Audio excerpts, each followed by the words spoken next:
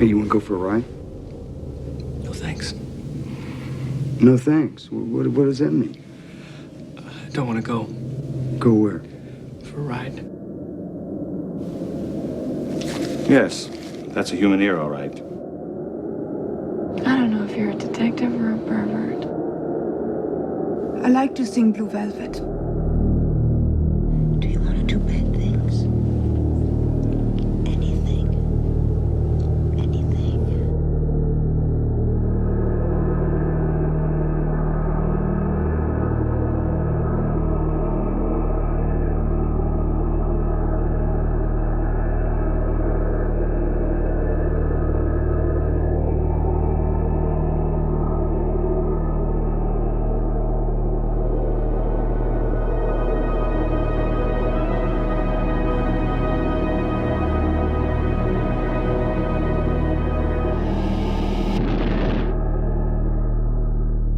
No, it's dark.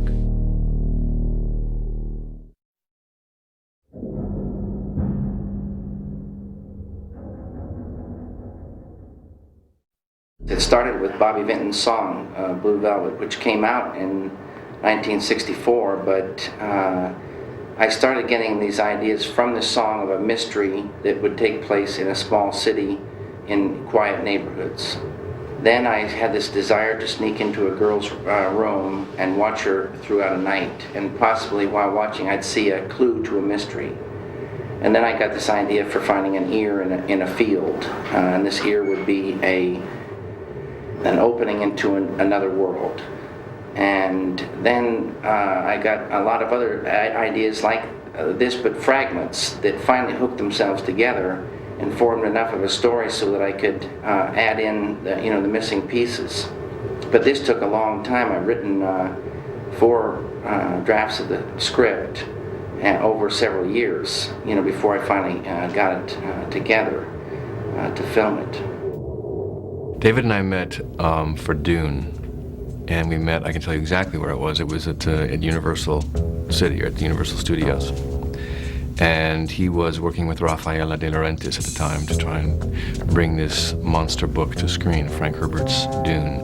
And he was just coming back from his daily lunch jaunt to Bob's Big Boy, which is what he was doing in those days. And I was sitting in the office waiting, and he came walking in, and he was wearing the classic Lynch uniform, which is a khaki pant, white shirt, black coat, jacket, like sport coat, and black shoes with sort of tasseled brunette sort of hair sort of going every which way. I really knew nothing about the man. I knew that he had done Eraserhead, which I promptly went out to see, before I went for the meeting, which just confused me even more. I didn't know what to expect when I met David. And he was so friendly and so available, which really took me back a little bit. Because Dune was not such a big success, and things went badly, Dino and I were ready to part company. But then he came back and said, "What is this? What is this Blue Velvet?" And I said, "Dino, you're so crazy." I said, "You know about this thing. I told you about it before." But he says, "I must read again." And I said, "Well, you can read the first half of it, because I liked the first half of it." And he read it and he really liked it. And I said, "Let me fix the second half, and then we'll do it." And that's how it started.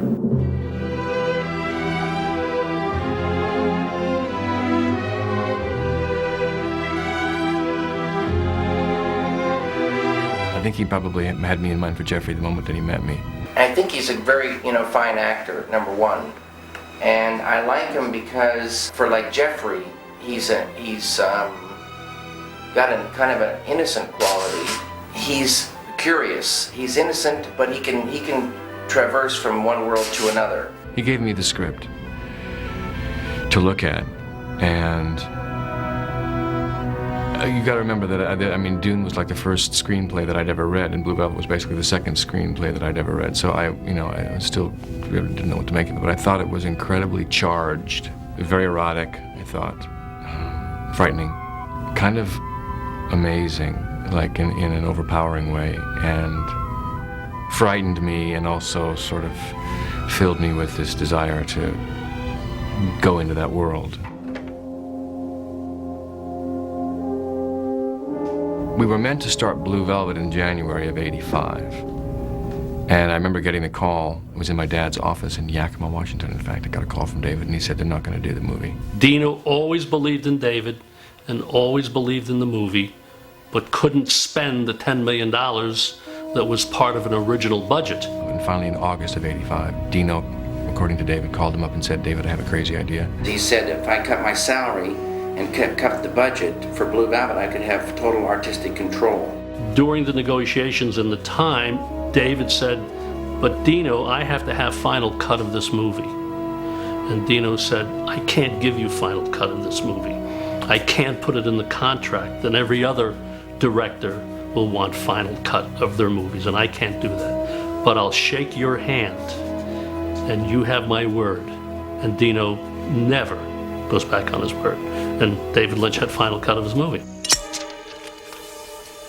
David always wanted Isabella Rossellini, Dennis Hopper, Kyle MacLachlan, and Laura Dern. And they read the script, and to work with David Lynch, they all agreed to do it and got paid literally nothing. I mean, a little bit above scale, but literally nothing to do it because they believed in it or understood it or wanted to do it. Yes? What is it? Pest control. You gotta do your apartment. That stuff stinks. Well, Isabella is, fantastic. I feel extremely lucky to have, found her for Dorothy, because in my mind now that she's the only possible Dorothy. I was having dinner with a friend of mine in a restaurant here in New York, and David was having dinner with a friend of his in the same restaurant. And our friends knew each other, so they introduced each other, and so my friend Camilla and I sat at David's table. David started to talk about being in New York to do some casting, and he wanted Helen Mirren for Dorothy Valance, and I had just finished a film with Helen Mirren. And so he said, "Oh, can you talk to her about playing this part? I really want her to play this part." But I didn't know Helen that well, so I said, I don't know that I can do that. And so we talked a little bit, like I knew he was there casting, and then I don't know what we talked about, chit-chatting. And then the next day or 2 days after, there was a note from David saying, after dinner I thought that maybe you'd like to read the script and you would like to test for the role. The things that struck me about her in the beginning was I wanted Dorothy to be beautiful, but have a mysterious quality, and a vulnerable quality within the mystery. Well, I was a model. I didn't really have an acting career. I had done one film in America prior to Blue Velvet, which was called White Nights, a film about dancing where I had a secondary role. It was really only White Night, my first American film, that I thought I was going to try to be an actress. So Blue Velvet was my second experience as an actress. That'd be sweet. Mommy loves you. When I read the script, I thought it was very original. I thought it was very powerful. I loved Dorothy Valance, and I knew that it was going to be a role that was difficult to play. And so I asked David Lynch if we could do a really thorough test, not a 10 minutes. And if I could also test with Kyle MacLachlan, who was cast as the lead. We went, Kyle and I, and we played all the scenes. We improvised. I mean, some of it I knew the dialogue, some of it I didn't remember the dialogue. But at least I could show David what was my interpretation of Dorothy Valance, and if he'd agreed with it. In the beginning, it's sort of all over the place. The early rehearsals are very rough, and they're sort of frightening because you wonder if it's ever going to come down to fitting what you have in your mind.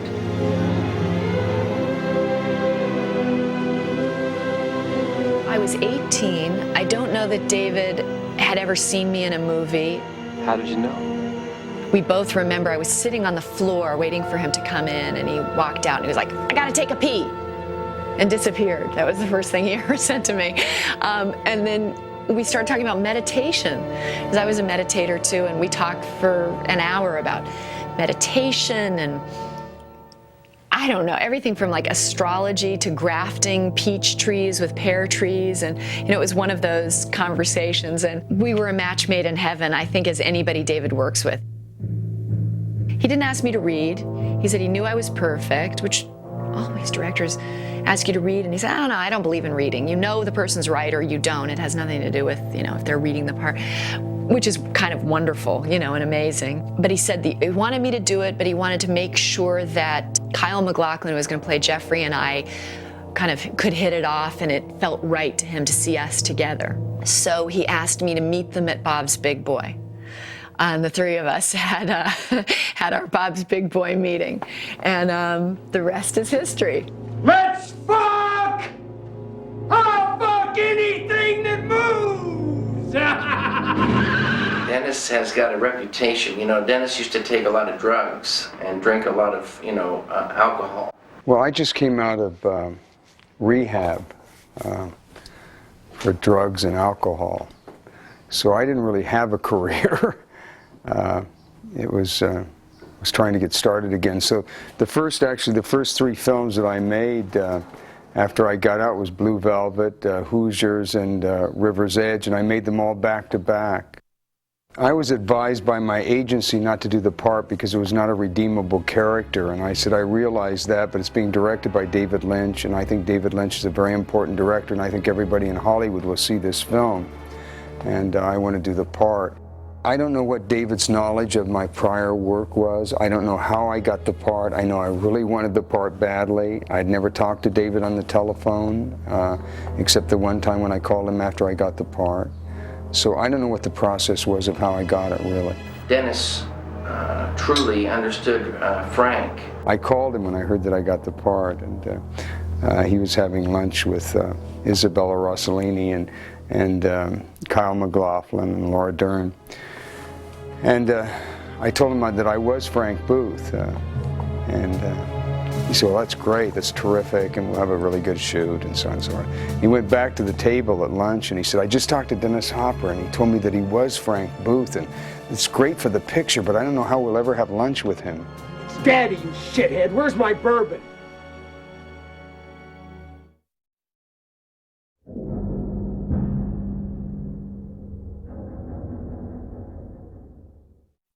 I came into films through painting, and I came in really knowing nothing about film. I mean, I saw films, but I saw films not from a movie buff, point of view, and but I wanted to be a painter. David Lynch studied art. David Lynch came out of Philadelphia, out of the university there, out of art school, and is a painter. So I think it's a natural assumption to think that he deals with surrealism in his own way. It's certainly, it's not Salvador Dali, but it's what I call American surrealism. From the fire engine to the picket fence with the roses on it, to the man having the heart attack with the dog, and the water and spraying the water, and the insects under the soil, and the very phony robin with the, the robins have come back. Yeah, this mechanical. I mean, it's surrealism to me, American surrealism. Only Buñuel film I saw is Cheyenne Andalou, and that was with Dali. But many people say that there's similarities. I went to Salzburg to study with Kokoschka. I was going to go to school there, and I'm planning to stay for 3 years, but it was all so beautiful and so clean that I became very worried because I didn't feel like it was giving me something, for painting. I went back and went almost immediately to Philadelphia, and Philadelphia was exactly what I needed. It was almost the opposite of Salzburg. It was one of the worst cities in the world, but it was thrilling, sort of to me. It opened up some little doors and made it all start happening. I met David Lynch at the American Film Institute. One of the instructors, one of my mentors there, Tony Villani, introduced us and said, Fred, here's a filmmaker that I think you're gonna like.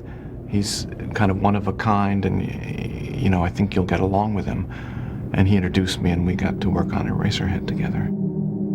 David is an artist in many senses. He paints and he draws, and they're very beautiful drawings, paintings. He loves sound, he loves music. You know, he does that as well.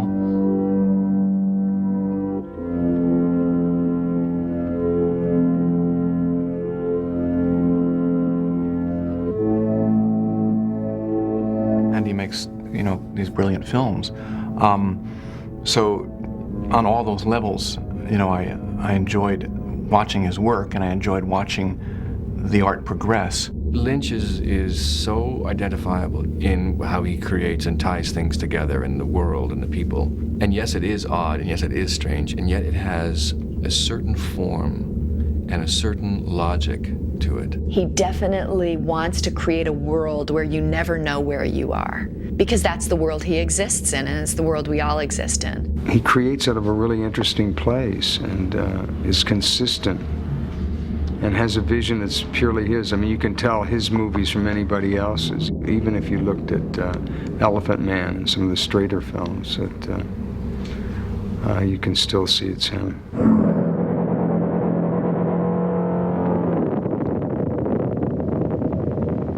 He is, I think, in the true sense of the word, a visionary, and he follows his own vision, and it is unique, and it belongs to him.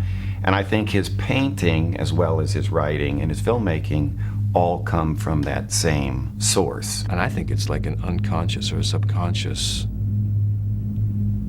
trust. I mean, that's what David has. He trusts his subconscious and his unconscious. So while everyone else around him is going, I don't know, David's like, he may think I don't know either, but at least he's you know what, this came from me. I'm going to trust that it's right. It's a strange world, isn't it? Yeah. He finds interest sometimes in things that most of us, you know, think are fairly commonplace. David would come in on a Monday morning with Polaroids that he took with his son, and they would go to the grocery store and get a whole chicken and take a Polaroid of the chicken, and then they'd cut up the chicken and move the parts around so the wing was where the leg and the leg was where the wing and the head was up the ass and whatever. And he'd take all these Polaroids and to show, you know, with his kid, and he'd say, look at all these Polaroids. You can be shooting the inside of a dead cow in close-up, and if you didn't know it was the inside of a dead cow, and you enlarged the photo and put it in a room, people could say, this is just so beautiful. David Lynch has this mind that goes into the darkest depths of civilization in his mind, but yet on the outside, as a person, he's a Jimmy Stewart. He is a true Eagle Scout. I'm not so much of an intellectual, but I am more of an intuitive sort of person. David is not very verbal, or when he talks he might say things very funny, but he's very expressive, so you always know what he likes, what he doesn't like. He exudes what he thinks rather than articulate what he thinks. I came into film without having to, really speak or ever articulate certain feelings in words. So I like thinking somewhere beneath the surface. His film is much darker to me than David is in person. David in person seems a much more serene, happy, adjusted person that he is in film. A lot of people think of him as extremely eccentric or dangerous, or sometimes people had asked me, does he take drugs? Does he have hallucinations? And he said David is a very, very sweet, calm, and happy, born happy. I think he's a very happy person. I've never met anybody who's so serene and luminous as he is. I like things that are different. And I like distortions because I see so many distortions either inside of people or on the surface. I see, this kind of confusion and darkness and distortions, and it's sort of, fascinating to me.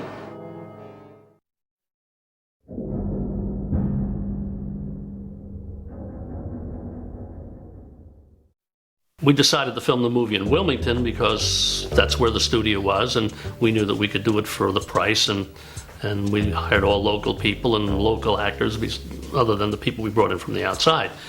And it so happened that Lumberton was the name of a town in North Carolina. It's about an hour and a half or 2 hours outside of Wilmington. And I didn't realize that it was a real town. And I had said to David, where did you get the name of Lumberton? Well, he kind of said that he made it up, and he kind of said that he didn't make it up until we found out that it was the name of a real town. Lumberton is a great name because it makes a picture in your mind.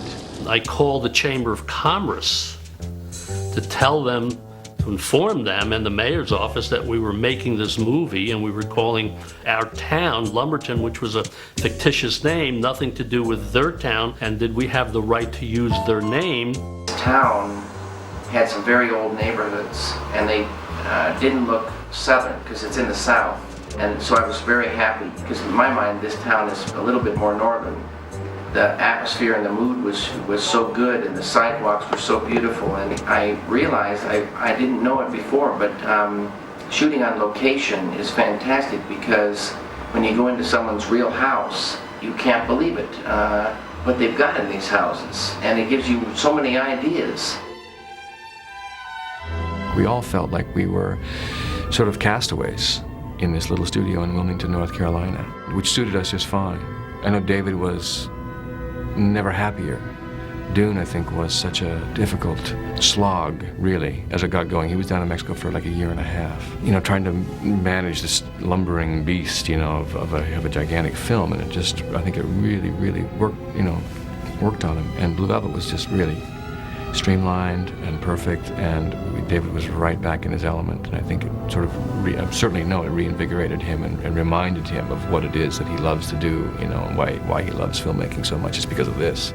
Blue Velvet is a whole new ball game. I'm back into a place where I feel so good about film and about a way of working. The challenging part of the movie is the crew asking questions and not having an answer because David hadn't told us yet. We had a very little budget, and sometimes there were economical limitation, or running late, shooting long hours, sometimes 18, 19 hours per day.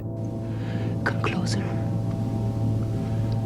It was nerve-wracking, really, really was, for any number of reasons. I mean, first of all, it's, you know, I'm standing there with my shorts off, you know, and I'm like, camera crews around, and Isabella Rossellini is right in front of me with a knife. I mean, that's not enough to sort of, you know, make you wake up in the morning of that scene with a few butterflies. I don't know what is.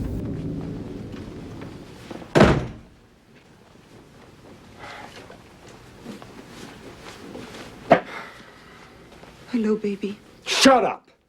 It's Daddy, you shithead. Where's my bourbon? I didn't know Dennis, and it was his first film after a long time of healing from his drug abuse. And I was obviously a bit frightened of him. I had asked if I could have breakfast with him because the first scene that I shot with Dennis was the scene of him doing this sort of ritualistic rape. And I remember going to breakfast with him. I joined him at the hotel where it was, and he seemed very bored. Said, what do you want? You want to know me? Here I am, you know. So I said, we're going to do this one. But he was right, because then on the set, Dennis was very, I remember that, you know, I had to open my legs, and he kind of kneels in front of me. Mommy loves you. Baby wants to fuck. She was naked, and I wasn't told. I assumed that David, that they knew, but I didn't know. Show it to me. Tried to do the scene with underwear, but we couldn't, because in a certain angle you would see the underwear. So we had to, in one angle we had to take the underwear off. Not that you would see it with the camera, but you would see the strap. I forgot what it was. And that embarrassed me. To be in front of, I mean, Dennis was going to be the only person who was going to see my vagina from up close like this, but still it was embarrassing because I didn't know him at all. That was the first day. I'd never met Isabella, and suddenly she's nude in front of me. So I said, I'm sorry to do this, really it's hard. And he said, I've seen it before. And in his rude way, it made me very comfortable. I said, that's right, you've seen it all, I don't worry about you. That was certainly an act of faith on her part and David's part to expose themselves that way.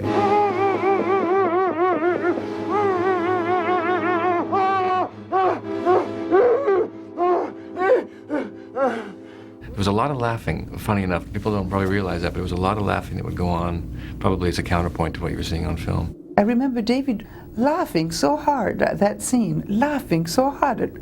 I remember stopping the scene once, and I said, David, what is there to laugh? This is a rape. What is there to laugh? And he said, I don't know, it just makes me laugh. And then years later, maybe 15 years after, the film was on television, and I looked at the film and just remember David laughing. It made me laugh, belly laugh like David, because I still don't understand what made him laugh. David was wonderful. He was like a Boy Scout leader. You know, he'd say, peachy keen, solid gold, let's do one more. He would say, now, when you say that word, and I said, well, that word's fuck, David. He says, yes, I know, but when you say that word... Get ready to fuck! You fuckers, fucker! You fucker! Don't you fucking look at me! A great director to me is somebody who steps back and allows the actors to do their thing. And David is very much in that school of understanding that. You fix something when it's not working, you know? And you encourage people to go with what's working. And a lot of that is not an intellectual dialogue and this is your character and you should do this and that. It's not that. It's just trust. He will often direct with a word or a phrase. And it's so amazing because you just immediately know what he's talking about. A lot of times he'd say, you know, give it a little more mystery or give it a little more wind. And I remember for that entrance, you know, he was like, it needs to feel like a wind, like, you know, you just kind of come in like a wind. And he had the music playing and it was a slightly breezy night. He played Shostakovich over like loudspeakers for us on the street because he felt that we needed to walk to the music and the mood should feel like that piece of music. So I mean, it's so exciting. You know, he's so impassioned and he takes such time and he's so meticulous.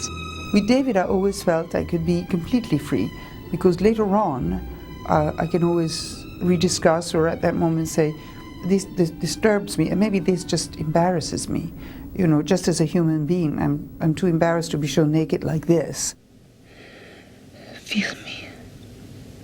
Sometimes there were some close-ups where I remember David was very, very close to me, very, very close to the camera. And I almost felt he directed me like an orchestra director would direct live a violinist player. Would say, bring that up, no, bring it down. Now, you know, though he didn't talk to me, I could sense his presence where if I would go very languid, he had encouraged me to go in that direction. And then as I was just going too far, I would feel his body tense, and so I would stop a little bit and go sad, and maybe he didn't like me to go sad, so I could also sense his presence.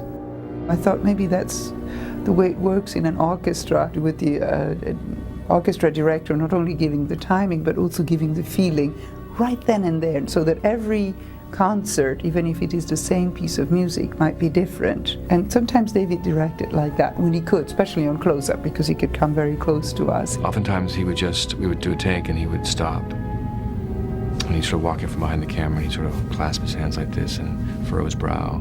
And I'd be there and I'd be sort of standing there and I'd sort of, you know, mimic him sort of probably unconsciously. And we'd be kind of standing there thinking and thinking. Nothing would be said, just sort of thinking back. And he'd say, okay, let's try it again. And I'd be like, okay, yeah, good. And it was like this sort of eerie, non-spoken, and yet so much communicated, and yet I couldn't even tell you what it was, really. But we go back and we do it again.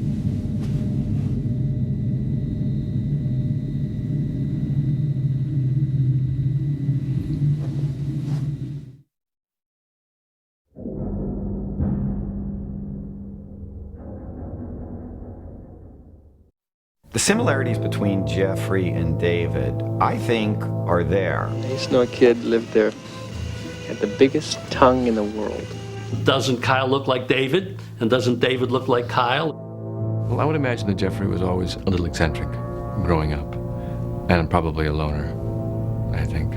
And for whatever reason, this was his uniform, this was his outfit he felt comfortable in. And he doesn't veer away from it much. Maybe there's a change of tie. I think that was the extent of it. The story catches him on the cusp of something, sort of that transition from boyhood to manhood, sort of.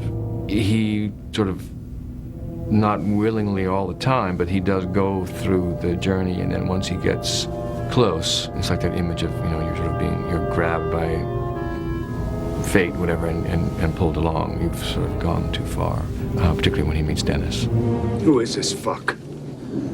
A friend. He's from the neighborhood. We were just talking. And Jeffrey is a voyeur and does not remain clean. He's certainly exploring his perversions, let's say. He's fascinated by the self-destructive chanteuse, this beautiful, voluptuous, and I think it's a mixture of both wanting to take care of as well as desecrate. He has the same impulses, and maybe thinking maybe by caring for her, she will be his, and somehow he'll be able to devour her, at the same time being devoured by her. Is that you, Jeffrey? Yeah, it's me. Jeffrey. Sandy is the girl that gets Jeffrey involved with this whole thing in the first place. Sandy is also very interested in voyeurism. She listens to certain things. She gathers information. She's a detective. My room is right above my father's office, so Above your father's office? I heard a few things about the year. She's seemingly the all-American, lovable girl next door, the high school sweetheart. She's the light. She's, the positive side. These were all the descriptions he gave me for the movie. And some of them are tangible and some of them are abstract, in terms of the light and the dark and, the seeming perfect world and the underbelly of it. You know anything? I don't know much but bits and pieces. She inspires Jeffrey to go, deeper into this mystery. I can't believe what you're finding out.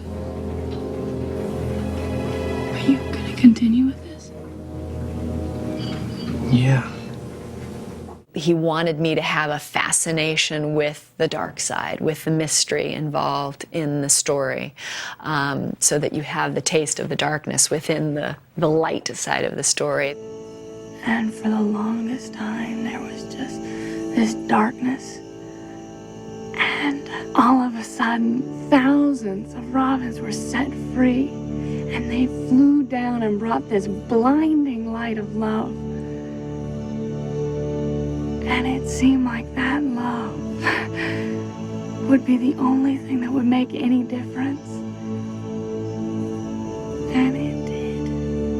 In that scene, I am the most hope-filled believer in that which is divine. So I guess it means there is trouble till the robins come. And really being confused, as is Jeffrey, in our lost innocence, that there are people like Frank. Why is there so much trouble in this world? Why are there people like Frank? I mean, that's the question we're all asking now, man. Why are there people like Frank? Don't say please, fuckhead! I think that when you commit to a work, you have to commit to the script, or you have to commit to the work. You can't commit always to improving your self-image as a politician will improve their self-image to become more popular. My duty as a model was to portray glamour, and I tried to do that as best I could. When we did Blue Velvet, it was very important that maybe Dorothy Valance, the character, might have been glamorous, might have had glamour, but now she was broken. I mean, I've always imagined her as a broken doll, one of these beautiful dolls that you put in the bed, with the ruffles and the hair completely done, but something had happened, and the hair are all done, the makeup is falling off, the dress are. That was the idea of a broken doll, so the glamour still, some of it was there, and some of it was erased, some of it was being raped, broken violently. Dorothy, no, stop it. Hit me. Hit me. Hit me. And I think that she's a great actress because she somehow understands the human condition, and no matter what kind of strange situations, she's able to find these things and portray them. That's all you need. You've got to find them and make them real, and she can do it. I knew in the case of Blue Velvet that it was important not only to be David's decision, but also to be my decision. And it was not very clear in the script how far he wanted to take this character. Was Dorothy only a sexy sex symbol? I wouldn't have wanted to play it like that. I would have been too embarrassing, basically, for me. But if there was this other shading of this desperation and complete helplessness and madness, and David liked it. He had always imagined her with hair like a country western singer, because she was singing. And we tried the wig, and because the wig looked wiggy, and we were afraid that people thought we didn't do a good wig, we then decided to do a scene where I just take it off. For me, it was perfect because it added to the fact that she was hiding. See, I wanted to hide behind my makeup, behind my clothing, behind my hair. Dorothy wanted to pretend everything was all right. She was in control because, in fact, she was completely devastated. So I made, the makeup the most traditionally. Black eyeliner, black eyelashes, blue, red lips, smile, perfect hair, clothes perfect, almost like a facade that would hide the tempest and the torment and the fact that she couldn't make any sense. But she brings this facade like a little doll. Everything is fine. So I loved wearing the wig. It was part of the camouflage, her madness. The nudity was purposely not appealing because this was a woman who was abused, regularly raped, beaten. What I had in mind, it was, the butcher shop where you see these carcasses of cows cut in the middle and open. It was the sort of images that you have in Francis Bacon, that you have these images of cows and flesh that you think of human beings. And that's what I wanted to portray, but I think that was such a tradition in films of women nudity as a titillating nudity. It was more a Francis Bacon painting that I was trying to convey.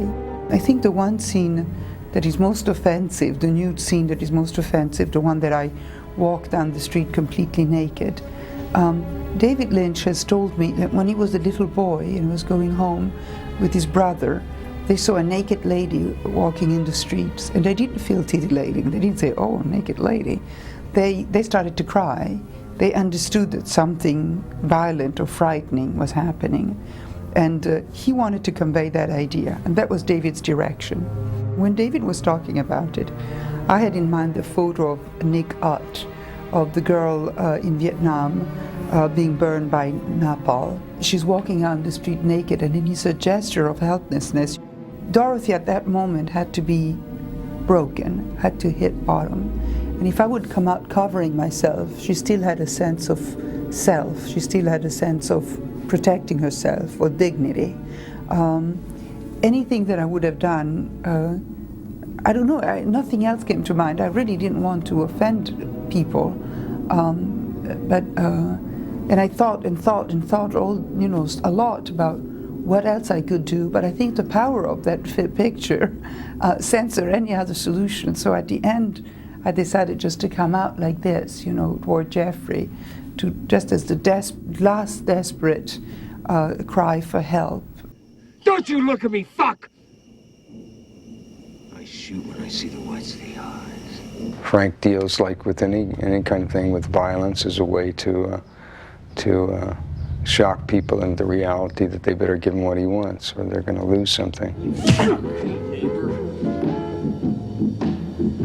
Here's to Ben. Here's to Ben. Be polite! I'd used drugs and alcohol so long as an acting device that I was really sort of terrified of acting again. But I went back to basically Strasbourg, and it worked much better than anything I've been doing before.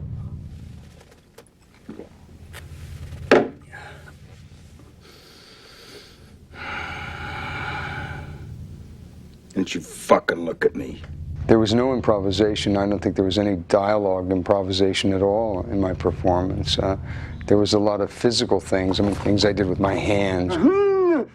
I mean, this came from, like, you know, taking acid and seeing rings around your hands, and various things that came out of my physical being, and the thing of using amyl nitrate as a sense memory.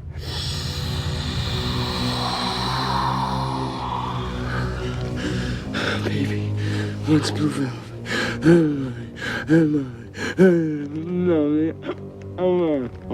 David had this helium. And he had helium on the set. You know, helium doesn't disorient your mind at all. It doesn't get you high. It just makes you sound like Donald Duck. You know, a very high voice. So I tried to use it, and I was listening to my voice, and I just thought it was terrible. And I said, you know, I thought of this as amyl nitrate or nitric oxide. And David said, what's that? And I said, it's something that disorients your mind for a few minutes, and it's used generally sexually and so on, for deviants. Mommy.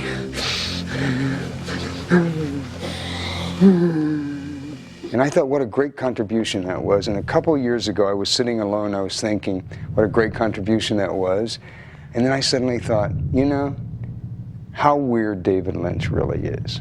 How strange it would have been if you would have just settled down and actually used that mask just to change your voice and not to do anything emotional or disorient your mind or anything. What a strange, sinister character that would have been.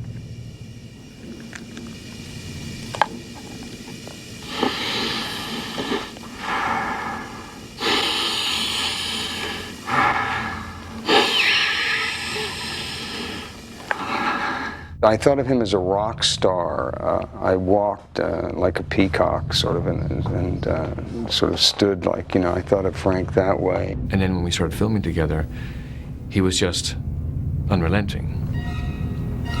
I didn't really have to do very much, but just react to what he was doing. You're from the neighborhood. Yeah. Your neighbor. And he was funny. He was funny, and I remember thinking to myself, God, does he realize how funny he is? Heineken! Fuck that shit! Pabst Blue Ribbon! Should I laugh? Should I not laugh? Which David, I think, is so famous for, and which Dennis was capturing perfectly. Where's the glasses? That beer's gonna get warm. One thing I can't fucking stand is warm beer. It makes me fucking puke. I think heavies are good guys, you know, and I think that, like, you know, that everybody who's a heavy thinks they're a good guy, you know, so I start out with the premise that this is a love story, and that his love is so intense that he'll kidnap her husband, he'll cut off the husband's ear, he'll take the child, he'll do whatever he has to keep the love and the respect of this woman. Frank is a person totally in love, but he doesn't know quite how to show it in a normal way, or but he knows all about love. He's desperately, you know, in love.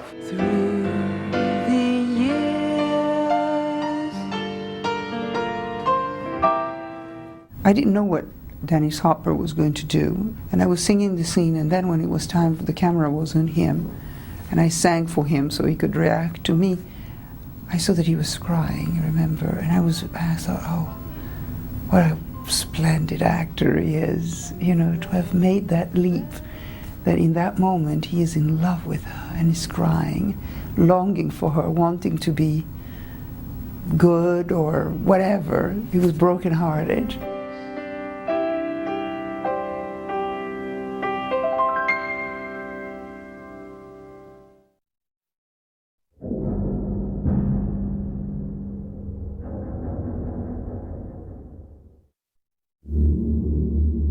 David's a painter. He paints with the camera, he paints with his pen, he paints with his hands.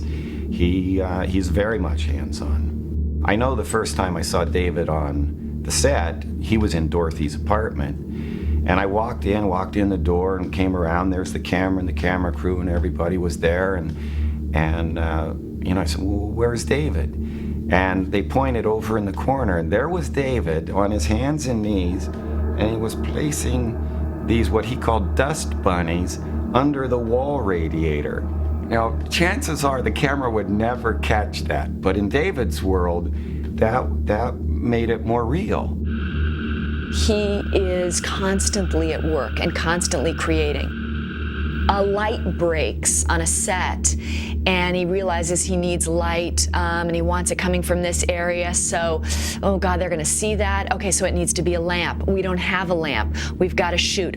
I'll make a lamp.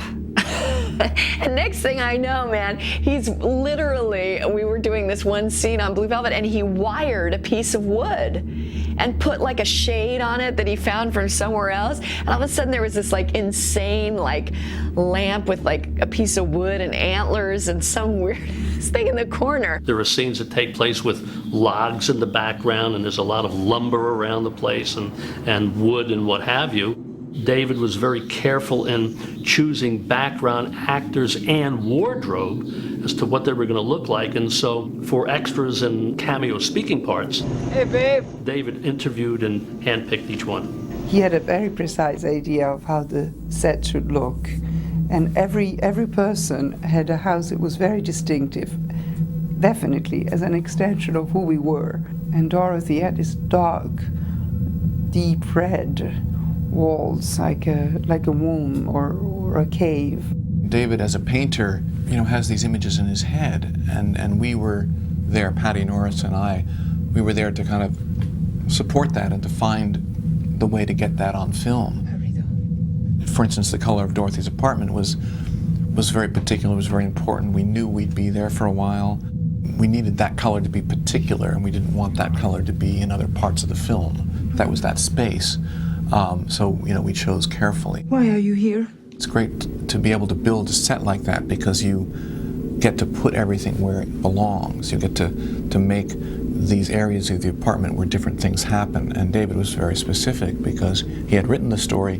He knew that Dennis and Isabella, are in this area here. There's kind of a very dark corner over here where Isabella goes and where Isabella takes, Jeffrey's character over there. The kitchen is kind of bright, and that's off to the side. There's a bathroom down at the end of the hall. It's there, she's there, but you can't see what she's doing. I mean, the kind of slats that are in the closet door were very specific, and we made tests to see how the light came through and what looked best. Much of the film is dark and mysterious. There's this undertone to the dark part of the world. All the car rides, all those things are pretty shadowy.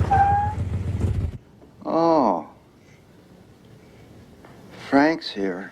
That scene is so incredible. We walked in and David had cast all these fat women, these obese women sitting on the couch, and this strange, this is David creating things that I don't need to know what I did before I came in the door. I just got to deal with being inside there. Darling, could you bring some glasses, and we'll have a beer with Frank. Thank you. I think Dean Stockwell is an amazing actor, and he's wonderful in that scene. And he put a cast on his arm, as if his arm had been broken or whatever. And this is all stuff he just did in the makeup trailer. I don't know whether he'd talked to David about it. I'm not sure, but it worked good. David said, well, there is this song. A candy-colored clown they call the Sandman tiptoes to my room every night. So David, grabbed this work light, and he sort of, was sort of showing me what he would do with the thing as a microphone. I close my eyes, then I drift away. And it just stuck. I mean, we just kept that as an image. It makes the scene just sort of transcend to some new level of strangeness. In dreams I walk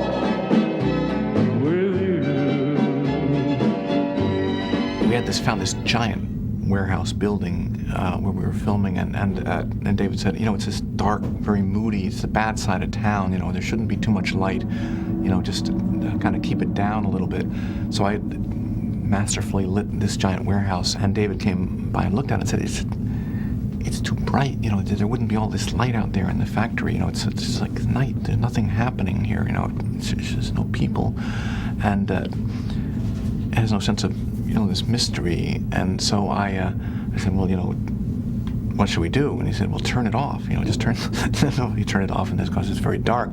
But then we started to construct this machine to make this shadow. So we took sort of the one big light that we had, and then, you know, with cardboard cutouts and all sorts of things, made this factory shape to project on the side of the building. And David said, but there's nothing happening at the factory. There needs to be some movement.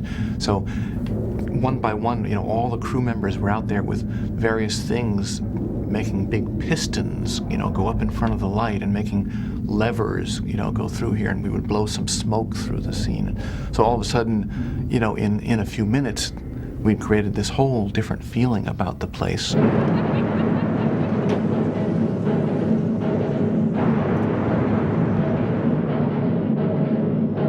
I had never done a film before that was widescreen, and it's great. It's just so beautiful. It's just the most beautiful shape to compose in. It gives you so many options because you can use it all.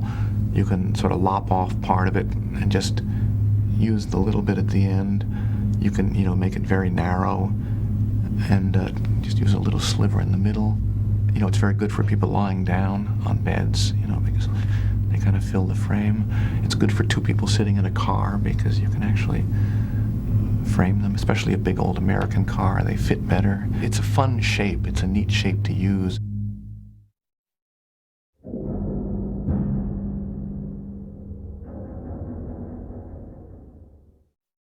You know, the idea for Blue Velvet, though, came about from Bobby Vinton's song. She wore blue velvet. Blue Velvet? Yes. It's a song, and it's a texture. Softer than satin was the light from the start. The producers did not want to pay for the Bobby Vinton record. David loved the authentic flavor of it, and they came to me and they said, if we can get Bobby Vinton now, could you do an arrangement that sounds like the original record? I said, yeah, I could make it sound like a 50s record by using some of those instruments, and I can certainly emulate that kind of orchestration, and we would have to get Bobby Vinton to sing it. So David acquiesced to this. He said, great, if we can get Bobby Vinton and we'll just do it over again, it would be great. The only trouble was that this is like 20 years after Bobby Vinton, you know, had this. So the first thing we had to do was drop the key, like 2.5 steps. So you no longer had that little pure boy-like sound. And though the track was very authentic in the sound, and David loved the track, when we went into the studio and worked with Bobby, we both kind of looked at each other and said, you know, even though he did a nice job, this is not really going to be the authentic thing. And David went back and said, look, I have to have the original recording. She wore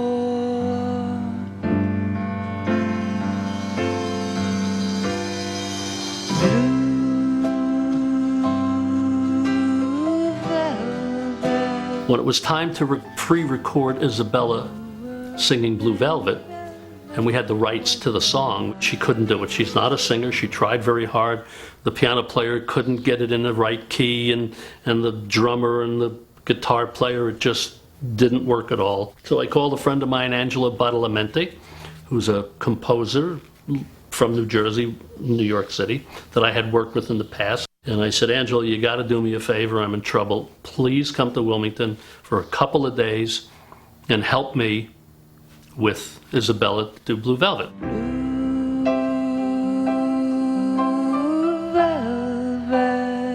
Isabella and I just sat alone and we worked on the song Blue Velvet, and we worked for maybe 3 hours or so, and we got a really very, very nice interpretation of her singing the song Blue Velvet, with just me playing piano and Isabella singing. So it didn't matter that Dorothy had a beautiful voice. It was more a dramatic interpretation that counted, and actually maybe the fact that she had a poor voice was added to the fact that she wasn't much of a singer, that she didn't have a career that might have liberated her from that. She wore blue velvet. The tone of the song was Somewhere Over the Rainbow with Judy Garland, that sort of longing, and that was the tone that I adopted. And my name was Dorothy, so I thought maybe it also had to do with, there was a sign, that was the right way to go. Isabella, came in at David's behest to work with me and do the final track for the song Blue Velvet. And the night before, she had done that scene where it was raining on her, and I think she had that nude scene. She comes out of the bushes, and she was up till 3, 4 in the morning, and it was rain all over. And she comes into the studio where I'm now prepared to do her vocal. I had the track already, which I did. And she says, "Angelo, I can't sing. I had a rough night last night. I'm cold, and I have a cold, my sinuses are bad, and all of that.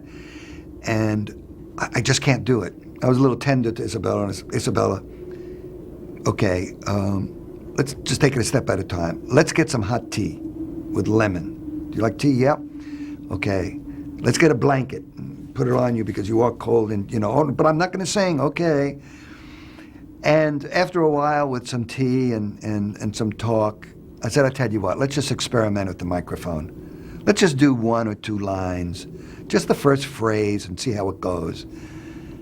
And Isabella agreed to that, and we started out, and we would do a phrase, and that really sounds nice. Let's do this phrase over, or let's punch this in.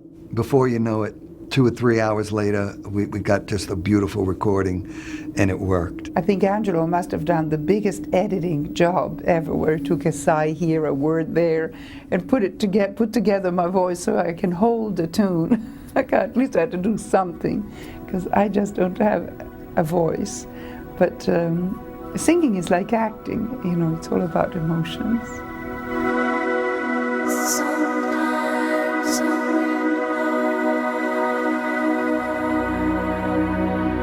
Fred Caruso once said, "Angelo, David wants to use this Song of the Siren, in his film. He loves it. It's his favorite record and vocal of all time. But Dino said, this is going to cost so much money. Can't you write something like that?" And I said, "Well,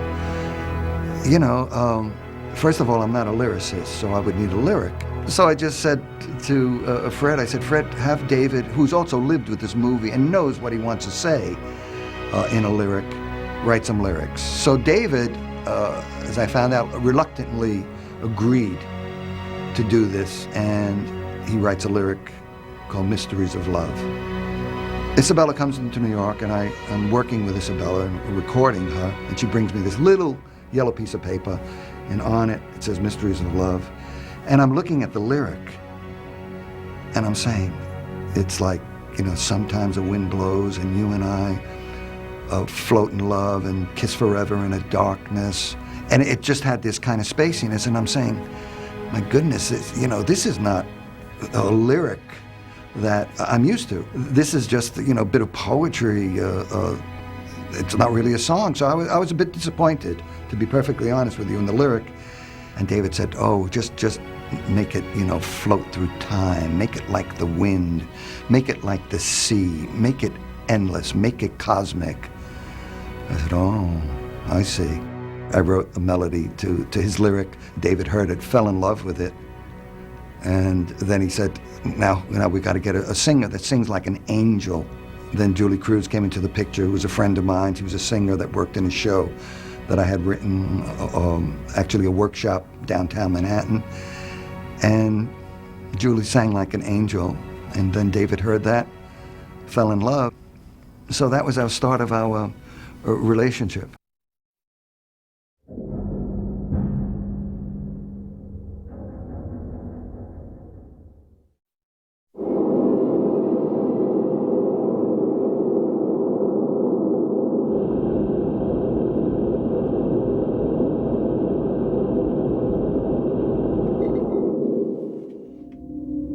Alan Splett was the sound designer on Blue Velvet, and he definitely is or was a sound designer. He designed sound that made that world come alive. He gave a signature to that sound, and it had a meaning.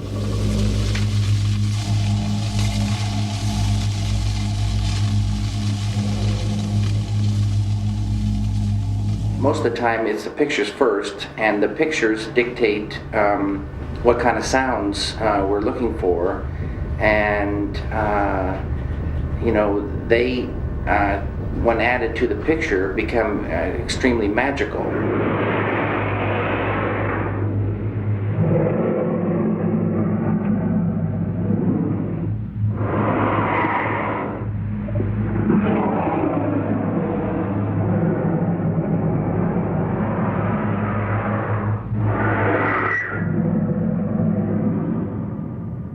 It's fun working with industrial environments, though, because you can you have a lot of leeway in what you can do with the sounds.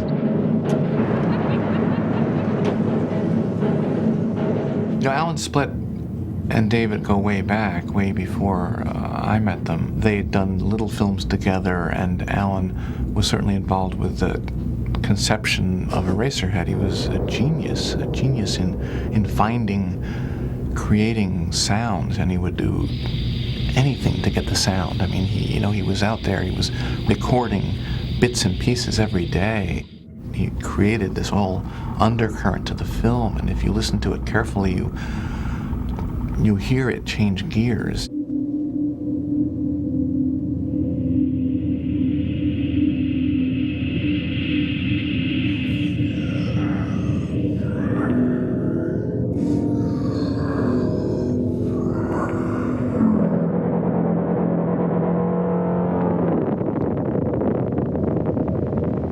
One of the highlights of filmmaking is the first times you hear all the sounds and the music together, and sometimes even before we get down to subtle kind of levels, we just open up all the pots and just let everything run, and it's take you to another place.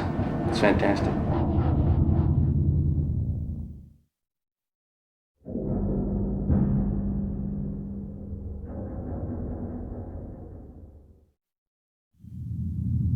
I did go to a screening, the first screening that David had for Dino De Laurentiis. And the lights went up, and everybody looked at each other. And everybody looked at each other. And somebody said, "So what are you going to do with this movie, Dino?"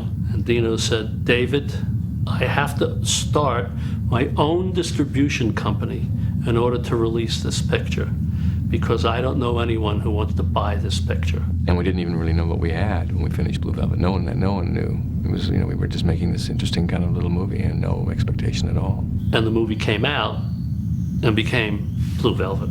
From the mind of David Lynch comes a modern-day masterpiece, so startling, so provocative, so mysterious, that it will open your eyes to a world you have never seen before. The public reaction to the initial release of Blue Velvet, I think on the whole, was rather negative. And the film was not well received and just languished for a while until Pauline Kael, I think, the story goes, picked up the standard and said, this is really a good film, we should take a second look, and people began to sort of look at it again. I think it just sort of rode a wave of, this is a great film, everyone should see it, at some point in time in your life. When they loved the film, they praised David Lynch as a great director. When they didn't like the film, they just tried to figure out why they didn't like it, and they always seemed to me that they would pick on me. It's not how Isabella Rossellini reacts to the fact that she's standing there nude and humiliated on the lawn of the police captain's house with lots of people watching. It's how I react. And that's painful to me, to see a woman treated like that, and I want to know that if I'm feeling that pain, it's for a reason that the movie has other than simply to cause pain to her. I really thought it was my fault, because I really thought David was, had proven himself as a director in other films, and so maybe he should have had Helen Mirren, who was his first choice for the role, and there wouldn't have been any doubts. But I came with a baggage from my family or from my modeling career, and maybe also inexperience, because it was my second American film and my third film in my career, and so that maybe there was a lack of experience that, and I couldn't convey clearly this idea. So for a long time I suffered because I attribute it to my lack on my inability as an actress, and also I thought I damaged David, and I was really sorry for that, because I really thought he was a great artist, you know, and if he could just have his actress, he didn't have to deal with my background and my images and my ghosts, and his film would have been more appreciated. This did for me what Psycho did as a lot younger, which is eyes open and, oh my God, we're really getting in over our heads. And that's an experience which is challenging, shocking, but mesmerizing, and I like the picture. Reviewers then kept talking about it and writing about it, and you had to go see the movie again, and you had to see the movie again. You know, you either love it and think it's the most brilliant thing around, or you have the opposite reaction and you hate it, but there are honest feelings associated with that make you think that way. And I think that Blue Velvet was something that it took a while for it to find its audience. Whether they liked the movie or were disturbed by the movie or couldn't sit with it, they appreciated that someone was daring to truly be a filmmaker. I had won 2 Golden Globe nominations out of 5. I had one for Hoosiers and one for Blue Velvet, and the national critics had given me for both. But I thought if I was going to win a nomination, Academy Award nomination, it'd be for Blue Velvet, not for Hoosiers. But it shows the makeup of the Academy.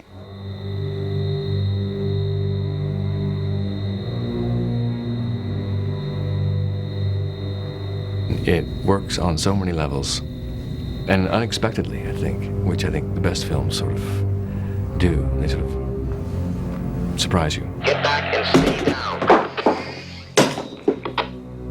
It started not having a very good reputation, and it ended up having a better reputation.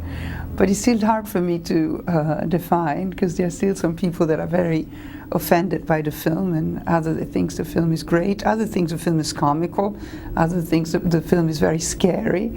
So people react to it differently. You certainly feel like you've been through something, you know, and probably thankful that it was somebody you were watching on screen and not yourself.